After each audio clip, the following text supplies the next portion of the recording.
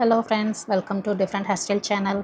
இன்றைக்கி ஒரு சிம்பிளான ஒரே ஒரு கொண்ட ஊசியை வச்சு பின்னக்கூடிய ஒரு ஹேர் பேண்ட் ஸ்டைலை தான் பார்க்க போகிறோம். அதுக்கு ஃபஸ்ட்டு நம்ம என்ன பண்ணணும்னா, சைட் பார்ட்டிஷன் கொஞ்சமாக எடுத்துக்கணும். அது கொஞ்சம் திக்காக எடுத்துக்கோங்க.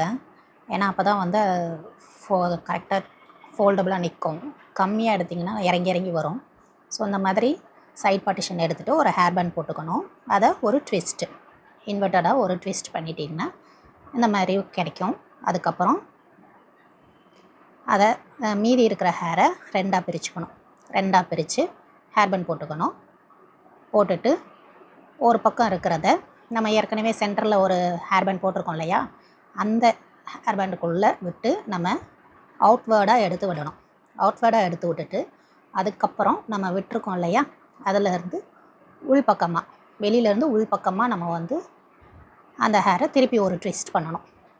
அகெயின் பாருங்கள், அந்த ரெண்டாக பிரிச்சுருக்கோம் இல்லையா போனிட்டேயில், அந்த ரெண்டு பார்ட்டை இந்த மாதிரி ஃபஸ்ட்டு நம்ம மேலே சென்டரில் பண்ணியிருக்க ஹேர் பேண்ட் வழியாக விட்டு வெளியில் அவுட்வேர்டாக எடுத்து அதுக்கப்புறம் அந்த வர இதுலேயே அவுட்வேர்ட்லேருந்து இன்வெர்ட்டாக ஒரு ட்விஸ்ட் பண்ணணும். அதே மாதிரி ரெண்டு பக்கமும் பண்ணிக்கணும். ரெண்டு பக்கமும் பண்ணோம்னா இந்த மாதிரி ஒரு அழகான லுக் கிடைக்கும்.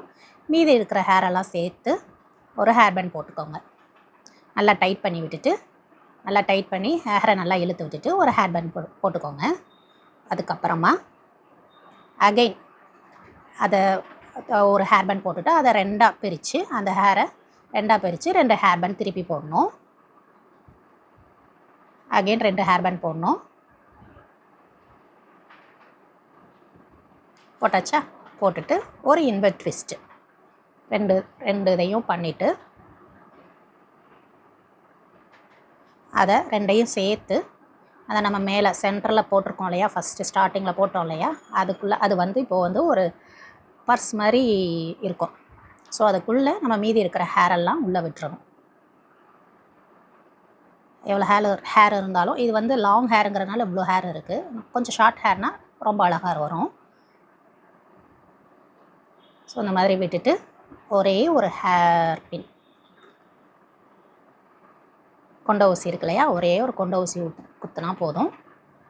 இந்த ஹேர் பேனுக்கு வேறு எதுவுமே தேவையில்லை, எந்த பின்னும் தேவையில்லை, அழகாக நின்றுக்கும். ஸோ இந்த மாதிரி ஒரு அழகான லுக் கிடைக்கும்.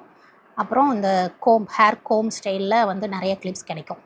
ஸோ அந்த மாதிரி ஏதோ ஒரு கிளிப்பு, கல் வச்ச கிளிப்ஸ் எல்லாம் கிடைக்கும். அதை வச்சு நீங்கள் இந்த மாதிரி இது பண்ணிக்கலாம்.